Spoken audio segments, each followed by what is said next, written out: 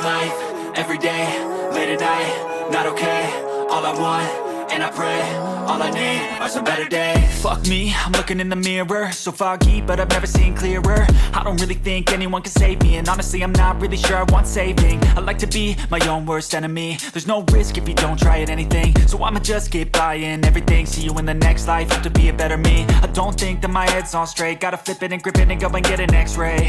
What's wrong with me? I just feel weight pushing on my chest and it squeezes till I suffocate. Better change my mindset, meditate. It's pretty cool that I'm alive and have better days. I could walk, see, hear, I should celebrate. Think I could change my mind, maybe elevate.